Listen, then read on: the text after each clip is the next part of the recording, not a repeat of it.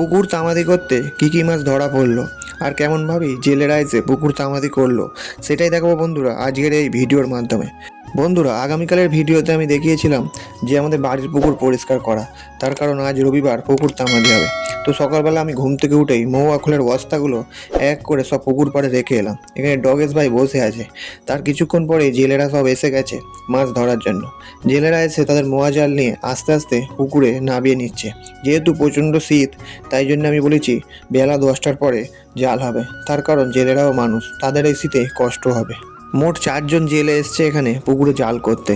দুজন এদিকে দুজন ওদিকে গিয়ে তারা এক কোণের মধ্যে জালটাকে টেনে নিয়ে চলে এসছে।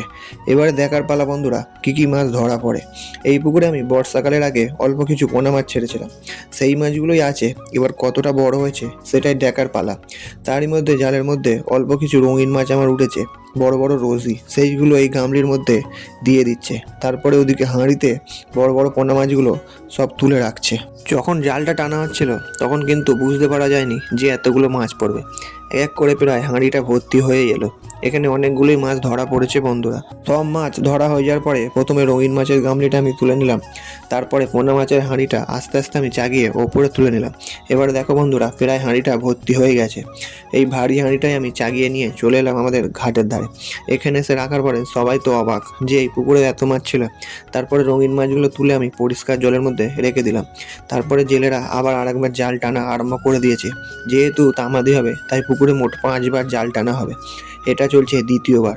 এদিকে জাল টেনে আবার চলে এসছে। এবারে দেখা যাক কী মাছ পড়ে। এবারে আর কিছু মাছ ধরা পড়েনি বন্ধুরা, শুধু নোংরা উঠেছে। তারপরে বীজ দেওয়া আরম্ভ হয়ে গেল। এখানে আমি মিওথিন আর ওস্তাদ পাইল করে ব্যবহার করেছি। যেহেতু এটা জেলেরা তামাদি করবে তাই আমাকে কোনো কাজে হাত দিতে হয়নি, তারাই একধার দিয়ে সব কাজ করছে। 2 রকম বীজ পাইল করে গুলে নেওয়ার পরে এবার আস্তে আস্তে পুকুরে চারদিকে ছড়িয়ে দেবে। তারপরে আবার 2বার জাল টানবে বন্ধুরা।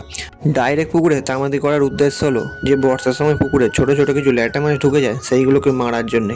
তারপরে আমি এদিকে চলে এলাম মাছ ভাগ হবে বলে হাঁড়ি থেকে সব মাছগুলো আমি ঢেলে দিলাম।